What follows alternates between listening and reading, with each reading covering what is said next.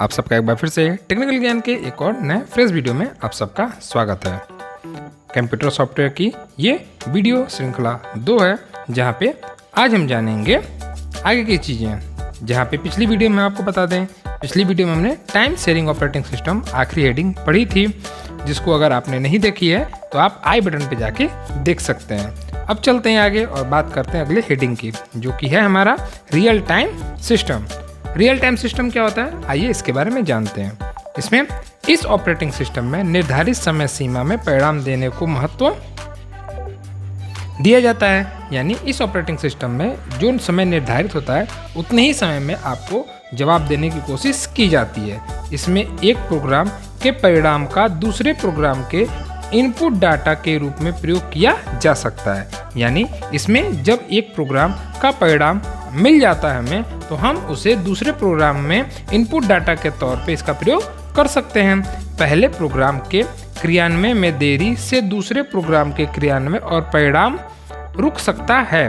पहले प्रोग्राम की देरी से दूसरे प्रोग्राम का क्रियान्वयन और परिणाम क्या हो सकता है, रुक सकता है। यानी इसमें अगर पहले प्रोग्राम में देरी होती है तो हमारा दूसरा प्रोग्राम जो होगा और उसका कार्य जो होगा वो रुक सकता है। इसके बाद अतः इस व्यवस्था में प्रोग्राम को क्रियान्वयन समय को तीव्र रखा जाता है। इसी वजह से इसके प्रोग्राम के कार्य करने के समय को क्या किया जाता है, तीव्र रखा जाता है। यानी सीधी सीधी भाषा में ये जो आपका ऑपरेटिंग सिस्टम है जिसकी बात की जा रही है, यहाँ पे जो है रियल टाइम ऑपरेटिंग सिस्टम, यहाँ बताया जा रहा है कि इसका प्रमुख कार्य होता है कि ये निर्धारित समय में ही क्या करे, परिणाम को दे, और जो परिणाम हमें प्राप्त होते हैं उस परिणाम को क्या करता है, दूसरे प्रोग्राम के इनपुट के तौर पर उनका इस्तेमाल कर सकता है। और अगर इसके पहले प्रोग्राम के क्रियान्वयन में देरी होती है तो इसके दूसरे प्रोग्राम के क्रियान्वयन तथा जो उसका परिणाम होगा वो रुक सकता है। इसलिए इसके प्रोग्राम में क्रियान्वयन समय को क्या रखा जाता है, तीव्र रखा जाता है। चलिए आगे तो बात करें इस ऑपरेटिंग सिस्टम का उपयोग उपग्रहों के संचालन, हवाई जहाज नियंत्रण, परमाणु भट्टियों, वैज्ञानिक अनुसंधान, रक्षा, चिकित्सा, रेलवे आरक्षण आदि में किया जाता है। और लिनक्स जो है वो आपका रियल टाइम ऑपरेटिंग सिस्टम का क्या है, उदाहरण है। तो अगर आपसे कोई पूछे रियल टाइम ऑपरेटिंग सिस्टम का उदाहरण, तो आप बताएंगे लिनक्स जो है वो क्या है, रियल टाइम ऑपरेटिंग सिस्टम का उदाहरण है। उम्मीद है ये जानकारी आपको समझ में आई होगी। अगर आपको ये क्लास अच्छी लगे तो आप वीडियो को लाइक करें, शेयर करें तथा चैनल को सब्सक्राइब करें, और ये क्लास और भी लोगों तक शेयर करें ताकि वो इस जानकारी को आसानी से समझ सकें। अब चलते हैं आगे और बात करते हैं अगली हेडिंग की, जो कि है एकल ऑपरेटिंग सिस्टम। आइए जानते हैं एकल ऑपरेटिंग सिस्टम क्या होता है। तो पर्सनल कंप्यूटर के विकास के साथ एकल ऑपरेटिंग सिस्टम की आवश्यकता महसूस की गई, जिसमें प्रोग्राम क्रियान्वयन की समय सीमा या संसाधनों के बेहतर उपयोग को वरीयता न देकर प्रोग्राम की सरलता तथा उपयोगकर्ता को अधिक से अधिक सुविधा प्रदान करने पर जोर दिया गया। और MS-DOS जो है वो क्या है, एकल ऑपरेटिंग सिस्टम का उदाहरण है। हम आपको समझाएं तो पर्सनल कंप्यूटर के विकास के साथ साथ उस समय एकल ऑपरेटिंग सिस्टम की आवश्यकता महसूस हुई, जिसमें इस बात का ध्यान रखा गया कि इसमें क्रियान्वयन के समय सीमा, संसाधनों को बेहतर, ऐसी चीज़ों को वरीयता न देकर इसके प्रोग्राम में को और भी सरल बनाया गया ताकि उपयोगकर्ता को अधिक से अधिक सुविधा क्या की जा सके, दी जा सके। और इसका उदाहरण क्या था, MS-DOS जो था वो एकल ऑपरेटिंग सिस्टम का क्या था, उदाहरण था। चलते हैं आगे और बात करते हैं अपनी अगली हेडिंग की, जो कि है एकल मल्टीटास्किंग ऑपरेटिंग सिस्टम। एकल मल्टीटास्किंग ऑपरेटिंग सिस्टम क्या था, तो इस प्रकार के सिस्टम में प्रोसेस द्वारा एक साथ कई कार्य संपादित किए जाते हैं। इसमें प्रोसेसर अपना कुछ समय सभी चालू प्रोग्राम को देता है तथा सभी प्रोग्राम के साथ संपादित होते हैं। इसमें अलग अलग कार्यों की प्रगति का विवरण भी स्क्रीन पे देखा जा सकता है। यह टाइम शेयरिंग ऑपरेटिंग सिस्टम का एक प्रकार है।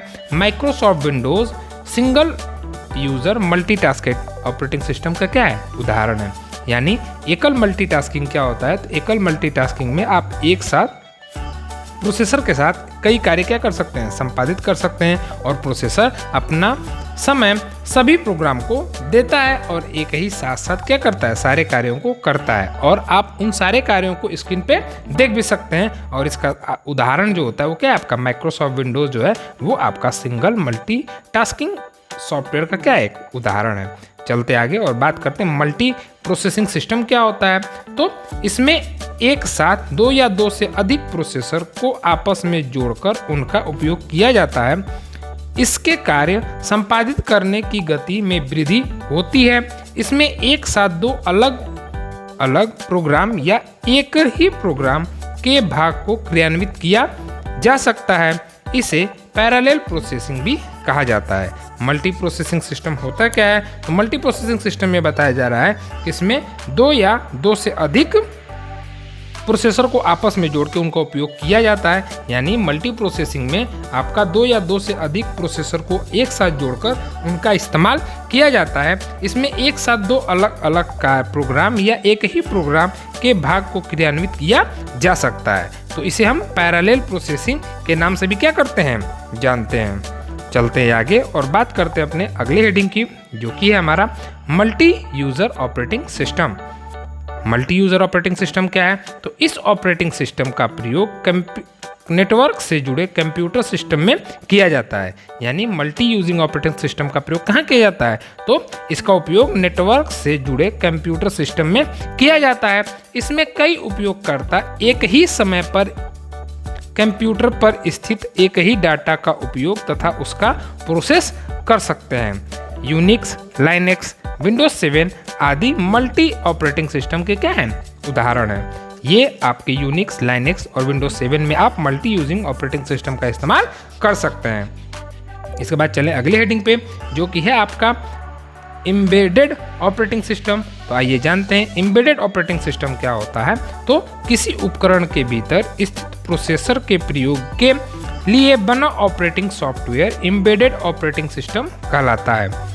यह सॉफ्टवेयर प्रोसेसर के भीतर रोम में स्टोर किया जाता है। Microwave, washing machine, DVD player, electronic घड़ी आदि में इनका प्रयोग किया जाता है। तो आपसे इस तरीके से सवाल आ सकते हैं कि एम्बेडेड ऑपरेटिंग सिस्टम का प्रयोग कहाँ किया जाता है? तो आपका डीवीडी प्लेयर, इलेक्ट्रॉनिक घड़ी, वॉशिंग मशीन और माइक्रोवेव जैसे डिवाइसों में क्या होता है, इनका इस्तेमाल किया जाता है। उम्मीद है ये जानकारी आपको अच्छे समझ में आई होगी, और अगर आपको ये क्लास अच्छी लगे तो वीडियो को लाइक करें और शेयर करें। अब बात करते हैं अपने अगली हेडिंग की, जो कि है हमारा open close source operating system. Open close source operating system क्या होता है? तो ओपन सोर्स ऑपरेटिंग सिस्टम में सॉफ्टवेयर का कर्नेल या सोर्स कोड सबके लिए उपलब्ध होता है और कोई भी अपनी आवश्यकता अनुसार इसमें परिवर्तन कर सकता है।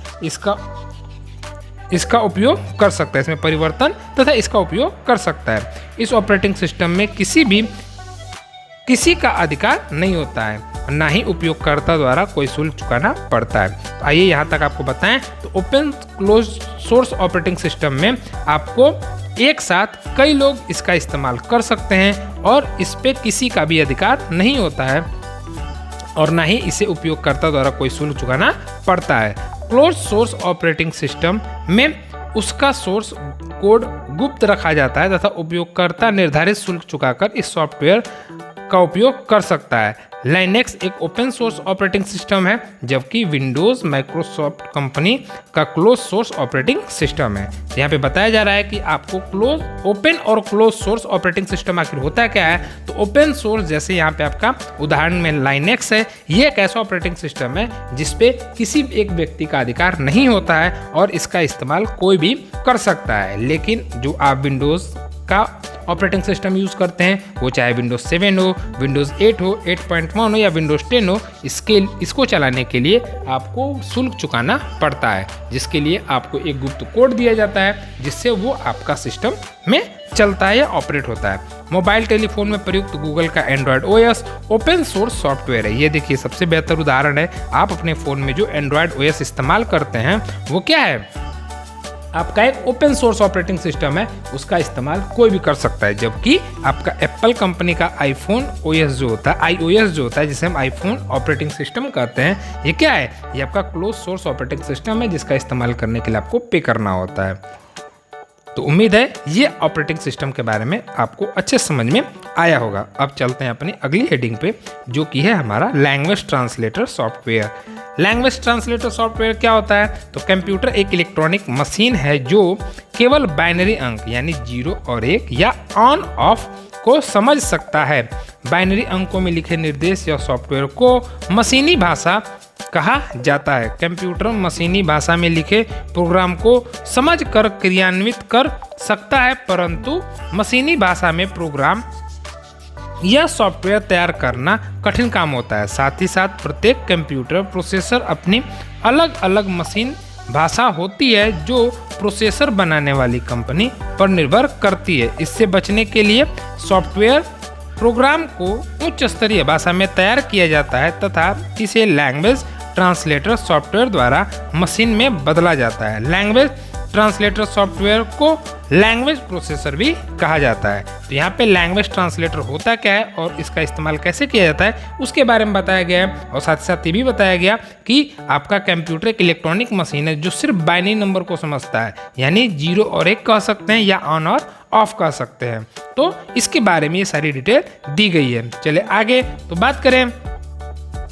उच्च स्तरीय भाषा आम बोलचाल की भाषा के करीब होती है, अतः इस भाषा का प्रोग्राम तैयार करना अपेक्षाकृत आसान होता है। साथ ही साथ उच्च स्तरीय भाषा प्रोसेसर की कंपनी तथा उसके मॉडल पर निर्भर नहीं करता। उच्च स्तरीय भाषा में तैयार प्रोग्राम को लैंग्वेज ट्रांसलेटर सॉफ्टवेयर द्वारा मशीन में परिवर्तित कर किसी भी कंप्यूटर में चलाया जा सकता है। यानी आपका हाई लेवल लैंग्वेज जो होता है वो आम बोलचाल की भाषा के करीब होता है, इसलिए इससे रिलेटेड प्रोग्राम को तैयार करना बहुत ही आसान होता है, अपेक्षाकृत आसान होता है, और इसे कंप्यूटर में चलाने के लिए लैंग्वेज ट्रांसलेटर सॉफ्टवेयर की जरूरत पड़ती है, जिससे आप मशीनी भाषा में परिवर्तित कर आप कंप्यूटर में चला सकते हैं। उच्च स्तरीय भाषा में तैयार किया गया प्रोग्राम सोर्स प्रोग्राम या सोर्स कोड कहलाता है, जबकि ट्रांसलेटर सॉफ्टवेयर द्वारा मशीन में परिवर्तित किया गया प्रोग्राम ऑब्जेक्ट प्रोग्राम या मशीन कोड कहलाता है। सामान्यतः ऑपरेटिंग सिस्टम सॉफ्टवेयर निम्न भाषा में लिखा जाता है, जबकि एप्लीकेशन या यूटिलिटी सॉफ्टवेयर में HLL में तैयार किया जाता है। यानी आपका सामान्य ऑपरेटिंग सिस्टम में LLL यानी लो लेवल लैंग्वेज में लिखा जाता है, जबकि आपका एप्लीकेशन सॉफ्टवेयर और यूटिलिटी सॉफ्टवेयर में हाई लेवल लैंग्वेज में उस प्रोग्राम को क्या किया जाता है, तैयार किया जाता है। आइए बात करें लैंग्वेज ट्रांसलेटर सॉफ्टवेयर कितने प्रकार के होते हैं। तो लैंग्वेज सॉफ्टवेयर आपके 3 प्रकार के होते हैं। पहला आपका होता है असेंबल, दूसरा होता है आपका कंपाइलर और तीसरा होता है आपका इंटरप्रेटर। आइए जानते हैं इनके बारे में और बताते हैं ये कैसे वर्क करते हैं। आइए जानते हैं असेंबल भाषा के बारे में। यहाँ पे सबसे पहले बात करें तो यह एक लैंग्वेज ट्रांसलेटर सॉफ्टवेयर प्रोग्राम है जो असेंबली या निम्न स्तरीय भाषा में लिखे प्रोग्राम को मशीनी भाषा में परिवर्तित करता है। असेंबलर सॉफ्टवेयर कंप्यूटर निर्माता कंपनी द्वारा उपलब्ध कराया जाता है तथा हार्डवेयर या प्रोसेसर के प्रकार पे निर्भर करता है, अतः प्रत्येक प्रोसेसर का असेंबलर प्रोग्राम अलग अलग हो सकता है। यहाँ पे असेंबलर प्रोग्राम जो होता है वो एक लैंग्वेज ट्रांसलेटर जो है वो एक प्रोग्राम है जो असेंबली या निम्न स्तरीय भाषा में लिखे गए प्रोग्राम को, एक चीज़ का ध्यान दीजिएगा, असेंबल लैंग्वेज ट्रांसलेटर सॉफ्टवेयर जो होता है वो निम्न स्तरीय भाषा में लिखे गए प्रोग्राम को क्या करता है, मशीनी भाषा में परिवर्तित करता है। असेंबल सॉफ्टवेयर कंप्यूटर निर्माता कंपनी द्वारा उपलब्ध कराया जाता है तथा हार्डवेयर या प्रोसेसर के प्रकार पे निर्भर करता है, अतः प्रत्येक प्रोसेसर का असेंबलर प्रोग्राम अलग अलग हो सकता है। चलें आगे और बात करें। असेंबलर सॉफ्टवेयर असेंबली भाषा में लिखे गए प्रोग्राम के सोर्स कोड को मशीन या ऑब्जेक्ट कोड में बदलता है। यह मशीन कोड को एक स्थान से दूसरे स्थान पर असेंबल या इकट्ठा करता है तथा उसे कंप्यूटर मेमोरी में स्थापित कर क्रियान्वित यानी रन करने के लिए तैयार करता है। तो यहाँ पे आप देख सकते हैं इस स्ट्रक्चर के थ्रू आपको ये समझाया गया है, जहाँ बताया जा रहा है कि असेंबली भाषा और उसके बाद असेंबली भाषा सॉफ्टवेयर में ये क्या होता है, भेजा जाता है और लास्ट में आपका क्या होता है, मशीनी भाषा में बन करके निकलता है। यानी सोर्स कोड को असेंबली सॉफ्टवेयर में जब भेजा जाता है तो आपका ऑब्जेक्ट कोड बन के क्या होता है, मशीनी भाषा में बाहर आता है, जिससे हमारा कंप्यूटर क्या करता है, आसानी से समझता है और उस पर कार्य करता है। चलें आगे और बात करें अपने अगले सॉफ्टवेयर की, तो वो है आपका कंपाइलर। कंपाइलर क्या होता है, तो यह एक लैंग्वेज ट्रांसलेटर सॉफ्टवेयर है जो उच्च स्तरीय भाषा जिसे शॉर्ट नेम में HLL यानी हाई लेवल लैंग्वेज में तैयार किए गए प्रोग्राम को मशीनी भाषा में परिवर्तित करता है।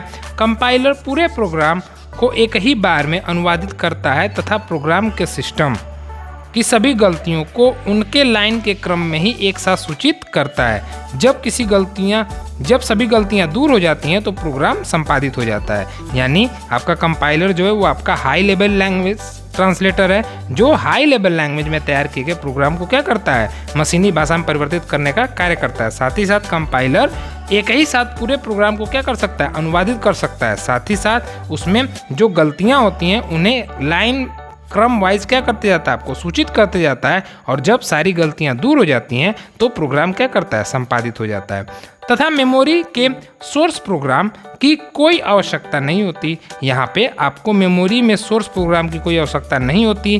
प्रत्येक उच्च स्तरीय भाषा के लिए अलग कंपाइलर सॉफ्टवेयर होता है। कंपाइलर उच्च स्तरीय भाषा के प्रत्येक निर्देश को मशीनी भाषा में संकलित करता है। कंपाइलर पूरे सोर्स प्रोग्राम या सोर्स कोड को ऑब्जेक्ट प्रोग्राम या कोड में बदलकर उसे मेमोरी में स्टोर करता है, परंतु उसे क्रियान्वित नहीं करता। इससे पश्चात प्रोग्राम को ऑब्जेक्ट कोड द्वारा क्रियान्वित किया जाता है। इस तरह कंपाइलर तैयार करता है। इस तरह कंपाइलर जो है वो क्या करता है, आपका तैयार होता है। और एक ही बार कंपाइल हो जाने के बाद प्रोग्राम को क्रियान्वित करने के लिए कंपाइल सॉफ्टवेयर की ज़रूरत नहीं होती। तो ये आपके थे कंपाइल सॉफ्टवेयर के बारे में। अब चले आगे और बात करें अपने अगले लैंग्वेज के बारे में, जो कि है आपका इंटरप्रेटर। अगला है आपका इंटरप्रेटर। इंटरप्रेटर क्या होता है, तो कंपाइलर की तरह इंटरप्रेटर भी एक लैंग्वेज ट्रांसलेटर सॉफ्टवेयर है। इंटरप्रेटर सॉफ्टवेयर उच्च स्तरीय भाषा में तैयार किए गए प्रोग्राम को मशीनी भाषा में परिवर्तित कर उसे क्रियान्वित करता है। इंटरप्रेटर उच्च स्तरीय भाषा में तैयार किए गए प्रोग्राम के प्रत्येक लाइन को एक एक करके मशीनी भाषा में परिवर्तित करता है। यह प्रोग्राम के एक लाइन का मशीनी भाषा का अनुवाद कर लेने के पश्चात उसे क्रियान्वित भी करता है।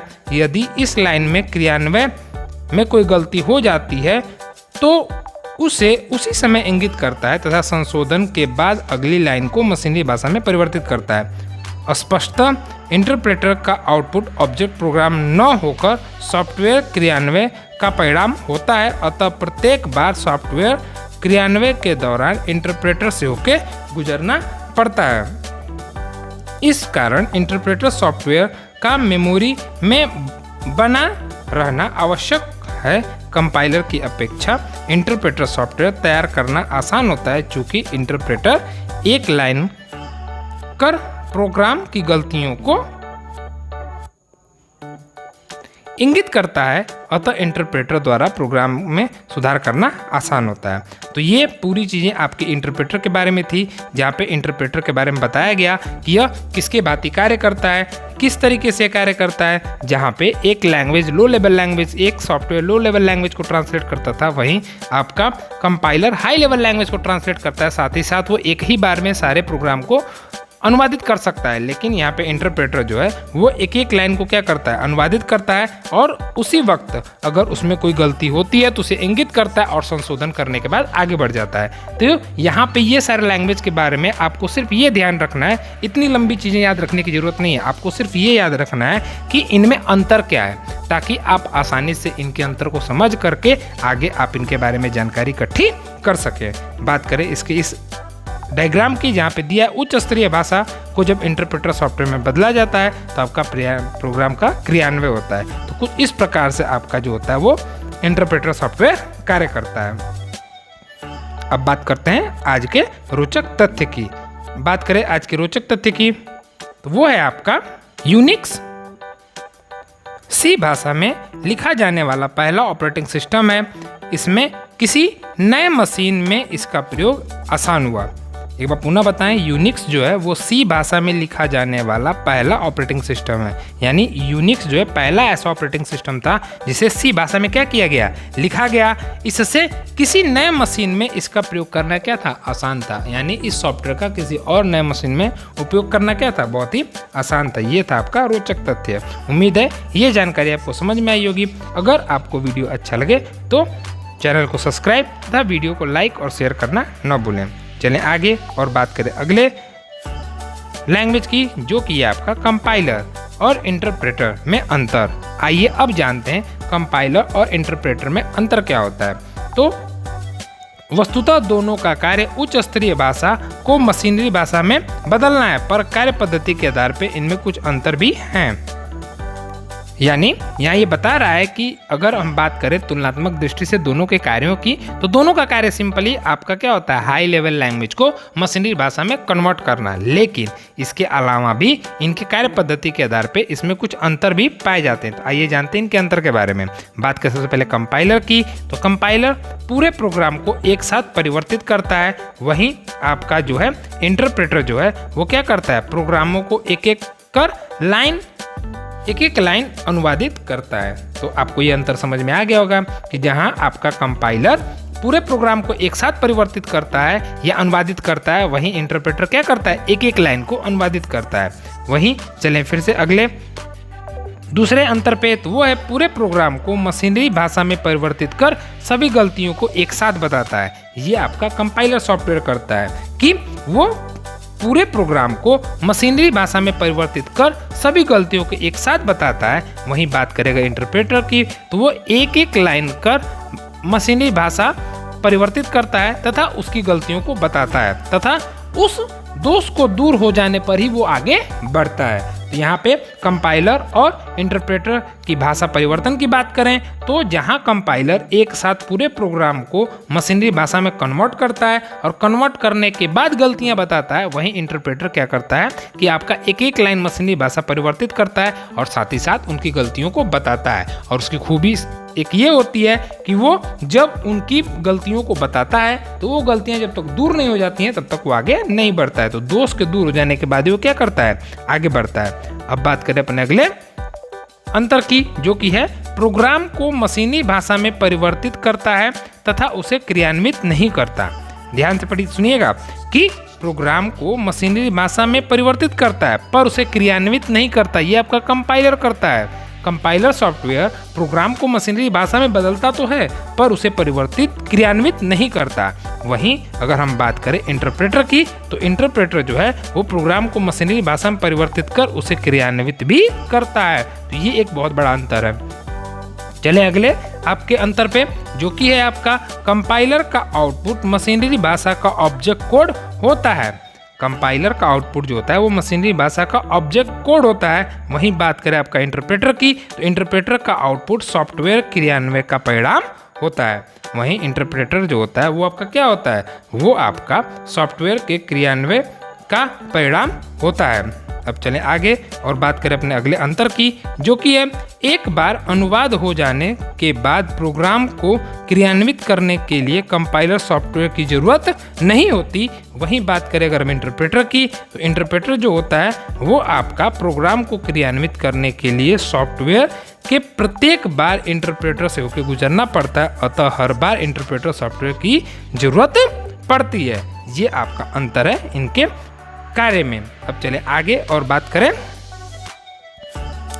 छठवें अंतर की, जो कि है आपका कि अशुद्धियों को हटाने में ये बहुत ही धीमा होता है। वहीं आपका क्या होता है, ये अशुद्धियों को हटाने में बहुत ही तीव्र होता है। वहीं बात करें आपके आखिरी अंतर की, जो कि है संपादन में कम समय लेता है। यहाँ पे बात करें कंपाइलर की, तो ये संपादन में कम समय लेता है। वहीं आपका जो इंटरप्रेटर होता है वो आपका क्या करता है, वो आपका संपादन में अधिक समय लेता है। तो उम्मीद है इस अंतर से आप स्पष्ट कर लिए होंगे कि दोनों में अंतर किस प्रकार से होता है। जबकि ऊपर बताया गया कि इन दोनों का कार्य होता है हाई लेवल लैंग्वेज को मशीनी भाषा में कन्वर्ट करना, लेकिन इसके अलावा भी ये कुछ महत्वपूर्ण अंतर हैं जो इनके अंतर को और इनके कार्य को क्या करते हैं, बताते हैं। अब चलते हैं और बात करते हैं कुछ लोकप्रिय ऑपरेटिंग सिस्टम की। हमारी अगली हेडिंग है जो है कुछ लोकप्रिय ऑपरेटिंग सिस्टम। तो आइए जानते हैं कुछ लोकप्रिय ऑपरेटिंग सिस्टम के बारे में। बढ़ते हैं आगे और बात करते हैं सबसे पहले MS-DOS की। माइक्रोसॉफ्ट डिस्क ऑपरेटिंग सिस्टम क्या होता है, आइए इसके बारे में बात करें। यह 1981 में माइक्रोसॉफ्ट व IBM द्वारा संयुक्त रूप से तैयार किया गया एकल ऑपरेटिंग सिस्टम है। सबसे पहला चीज़ आपको ये पता चला कि MS-DOS जो था वो माइक्रोसॉफ्ट और IBM द्वारा संयुक्त रूप से तैयार किया गया क्या है, एकल ऑपरेटिंग सिस्टम है। यह कमांड प्रॉम्प्ट पर आधारित ऑपरेटिंग सिस्टम है, चूँकि इसमें कमांड को कंप्यूटर पर टाइप करना पड़ता है। चूंकि इसके कमांड को कंप्यूटर पर टाइप करना पड़ता है, अतः उपयोगकर्ता को कमांड तथा उसका टेक्स्ट याद रखना पड़ता है। इसके प्रॉम्प्ट को चालू डिस्क का नाम स्लैश तथा खुले हुए डायरेक्टरी के नाम पर रहता है। MS-DOS एक 16 बिट ऑपरेटिंग सिस्टम है। तो MS-DOS जो क्या है आपका 1 बिट ऑपरेटिंग सिस्टम है। वर्तमान में इस ऑपरेटिंग सिस्टम का प्रचलन कम हो गया है, क्योंकि इसके कमांड को याद रखना पड़ता है तथा इसमें चित्र और ग्राफ नहीं बनाए जा सकते। तो आपको बता दें कि यह अगर MS-DOS का कोई इस्तेमाल करता था तो उसके लिए कोड को याद रखना बहुत ही जरूरी था। इस वजह से इसका उपयोग क्या हो गया, बहुत ही कम हो गया। और साथ ही साथ इसके वर्तमान में उपयोग कम होने का कारण था कि इसमें चित्र और ग्राफ नहीं बनाए जा सकते थे। अब चलते हैं, बात करते हैं दूसरे प्रचलित ऑपरेटिंग सिस्टम की, जो कि है आपका माइक्रोसॉफ्ट विंडोज़, जिसका हम सब इस्तेमाल करते हैं। जो कि माइक्रोसॉफ्ट कंपनी ने MS-DOS की कमियों को दूर करने के लिए 1990 में विंडोज 3.0 जारी किया। इसके बाद इसके कुछ संशोधित संस्करण समय समय पर जारी किए गए, जैसे Windows 95, 98, Windows ME, Windows XP, Windows Vista, Windows 7, इसके बाद आपका विंडोज 8, 8.1 और विंडोज 10 आदि थे। अभी वर्तमान में रिसेंटली लॉन्च किया गया विंडोज 11 है, जो कुछ नए सिस्टम में देखने को मिलेगा और आने वाले समय में ये आम लोगों के लिए भी क्या कर दिया जाएगा, जल्द ही ला दिया जाएगा। अब बात करते हैं विंडोज ऑपरेटिंग सिस्टम की कुछ विशेषताएं। विंडोज ऑपरेटिंग सिस्टम की विशेषताएं क्या होती हैं, उससे पहले हम आपको एक बार पुनः बता दें कि माइक्रोसॉफ्ट विंडोज जो था वो MS-DOS की कमियों को दूर करने के लिए क्या किया गया था, 1990 में लॉन्च किया गया था। तो आइए अब आगे बढ़ते हैं और जानते हैं विंडोज ऑपरेटिंग सिस्टम की कुछ विशेषताओं के बारे में। तो विंडोज ऑपरेटिंग सिस्टम की विशेषता के बारे में बात करें तो सबसे पहला होता है कि यह ग्राफिकल यूजर इंटरफेस, यानी आप अक्सर सुनते हैं GUI पर आधारित होता है।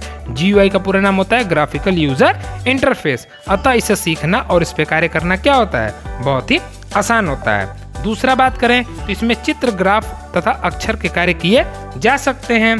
तीसरे नंबर पे विंडोज पर आधारित सभी प्रोग्राम की कार्य पद्धति लगभग समान होती है। इससे एक प्रोग्राम का ज्ञान दूसरे प्रोग्राम में उपयोगी होता है। और चौथे विशेषता की बात करें तो यह मल्टीटास्किंग एकल ऑपरेटिंग सिस्टम है। इसमें एक साथ कई कार्यक्रमों को चलाया और उस पर कार्य किया जा सकता है। यह एक ऑब्जेक्ट सॉफ्टवेयर है। तो बात करें आगे तो ये आपका देख सकते हैं, ये आपके स्क्रीन पे ये इसका लोगो है और माइक्रोसॉफ्ट विंडोज़ है, ये आपका लोगो है। जो अलग अलग ऑपरेटिंग सिस्टम में थोड़ा बदलाव देखने को मिलेगा, लेकिन लगभग वो इसी प्रकार से नज़र आएगा। तो ये आपका माइक्रोसॉफ्ट विंडोज़ का क्या है, एक लोगो है। अब चलते हैं आगे और बात करते हैं अपने अगली हेडिंग की, जो कि है आपका माइक्रोसॉफ्ट विंडो NT। आइए जानते हैं माइक्रोसॉफ्ट विंडोज़ NT आखिर है क्या। यह कंप्यूटर नेटवर्क में प्रयोग के लिए बनाया गया बहुउपयोगकर्ता मल्टी प्रोसेसिंग तथा टाइम शेयरिंग ऑपरेटिंग सिस्टम है। एक बार पुनः बता दें, यह कंप्यूटर नेटवर्क में प्रयोग के लिए बनाया गया बहुउपयोगकर्ता मल्टी प्रोसेसिंग तथा टाइम शेयरिंग ऑपरेटिंग सिस्टम है। इस तरह के ऑपरेटिंग सिस्टम को नेटवर्क ऑपरेटिंग सिस्टम भी कहा जाता है। यह विंडोज़ की तरह ग्राफिकल यूजर इंटरफेस का प्रयोग करता है। इसमें नेटवर्क संचार तथा डाटा सुरक्षा की अनेक विशेषताएं पाई जाती हैं। चलें आगे बात करें अगले सॉफ्टवेयर की, जो कि है आपका यूनिक्स ऑपरेटिंग सिस्टम क्या होता है, तो आइए इसके बारे में जानते हैं। यह एक multi user time sharing operating software है। इसका विकास 1970 में बेल लैबोरेटरीज के केन थॉमसन तथा डेनिस रिची द्वारा किया गया। यह नेटवर्क तथा संचार के लिए बनाया गया पहला सॉफ्टवेयर था। कंप्यूटर तथा डाटा की सुरक्षा इसकी विशेषता रही है। यूनिक्स हाई लेवल लैंग्वेज यानी C भाषा में लिखा गया पहला ऑपरेटिंग सिस्टम सॉफ्टवेयर है। इसका मुख्यतः प्रयोग वेब सर्वर के लिए किया जाता है। तो आपसे ये सवाल पूछा जा सकता है कि यूनिक्स का प्रयोग किस जगह पे किया जाता है, तो यूनिक्स का प्रयोग वेब सर्वर के लिए किया जाता है। अब चलते हैं पहले अगले ऑपरेटिंग सिस्टम पे, जो कि है आपका लिनक्स। आइए जानते हैं लिनक्स ऑपरेटिंग सिस्टम आखिर क्या है और इसका इस्तेमाल किस तरीके से किया जाता है। तो Linux operating system personal computer के लिए बनाया गया मल्टी यूजर या मल्टीटास्किंग तथा मल्टी प्रोसेसिंग सॉफ्टवेयर है। यह मुफ्त उपलब्ध ओपन सोर्स ऑपरेटिंग सिस्टम है जिसका विकास नेटवर्क के प्रयोग के लिए किया गया था। तो लिनक्स जो है वो आपका ओपन सोर्स ऑपरेटिंग सिस्टम है जिसका विकास जो है वो किसके लिए किया गया था, तो नेटवर्क के विकास के लिए किया गया था या नेटवर्क के प्रयोग के लिए इसका विकास किया गया था।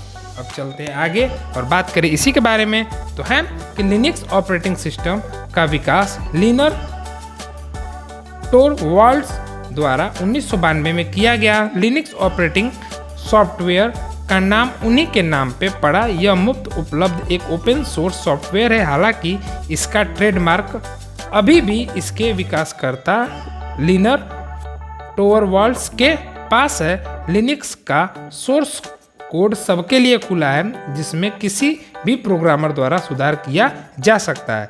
लिनक्स एक 32 बिट ऑपरेटिंग सिस्टम है। लिनक्स का पहचान चिन्ह मास्कोट टक्स नामक पेंगुइन है। तो आइए चले नीचे, तो आपको बताएं ये है आपका लिनक्स का लोगो जिसके से आप इसे पहचान सकते हैं। जैसे आपका माइक्रोसॉफ्ट विंडोज़ का कुछ इस प्रकार से था वैसे ही लिनक्स का ऐसे दिखता है। अब चले आगे और बात करें कुछ फैक्ट की, जो कि है लिनक्स ऑपरेटिंग सिस्टम की लोकप्रियता को देखते हुए सन 2000 में कंप्यूटर निर्माण की कुछ शीर्ष संस्थाओं ने जीनोम फाउंडेशन की स्थापना की जो मुफ्त व ओपन सोर्स सॉफ्टवेयर के विकास में सहयोग देता है। अब चलते हैं आगे और बात करते हैं आज की आखिरी हेडिंग की, जो कि है आपका एंड्रॉयड ऑपरेटिंग सिस्टम। आइए जानते हैं एंड्रॉयड ऑपरेटिंग सिस्टम होता क्या है। तो एंड्रॉयड ऑपरेटिंग सिस्टम जो है वो आपका Android touch screen mobile phone जैसे स्मार्टफोन, टैबलेट आदि के लिए गूगल कंपनी द्वारा विकसित ऑपरेटिंग सिस्टम है। इसमें ग्राफिकल यूजर इंटरफेस का प्रयोग किया गया है। इसका सोर्स कोड लिनक्स तथा अन्य ओपन सोर्स सॉफ्टवेयर पर आधारित है। WhatsApp, messenger, Google play, Google search तथा जीमेल एंड्रॉयड ऑपरेटिंग सिस्टम के क्या हैं, भाग हैं। जो आप फ़ोन इस्तेमाल करते हैं वो आपका गूगल कंपनी द्वारा बनाया गया एक open source operating system Android है जिसके अंतर्गत आपके WhatsApp, messenger, Google play, Google search, Gmail आदि आते हैं। अब चलें आगे तो बात करें, गूगल कंपनी ने कुछ अन्य कंपनियों के साथ मिलकर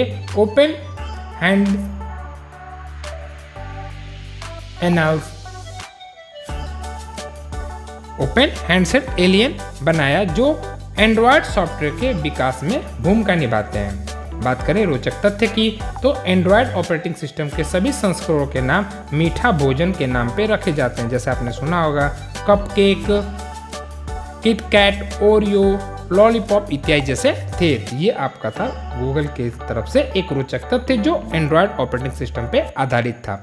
उम्मीद है आज की क्लास आपको समझ में आई होगी और अगर आपको ये वीडियो अच्छा लगे, क्लास अच्छी लगे तो आप और भी लोगों तक भेजिए, वीडियो को लाइक कीजिए, शेयर कीजिए तथा चैनल को सब्सक्राइब कीजिए। बाकी की चीज़ें हम अगली वीडियो में देखेंगे और साथ ही साथ अगर इस नोट्स को आप प्राप्त करना चाहते हैं तो डिस्क्रिप्शन बॉक्स में जाके टेलीग्राम चैनल को ज्वाइन करके वहाँ से आप इसे प्राप्त कर सकते हैं। जाते जाते हम आपको एक आर्ट के साथ छोड़े जाते हैं जिसे आप देखिए और इस चैनल पे और भी बहुत सारे आर्ट्स के वीडियो ऐड किए गए हैं जिन्हें आप देखकर प्रैक्टिस कर सकते हैं और अपनी आर्ट को बेहतर बना सकते हैं। मिलते हैं अगले वीडियो में एक और नई जानकारी के साथ। तब तक के लिए आप सभी का बहुत बहुत धन्यवाद। घर पे रहें, सुरक्षित रहें।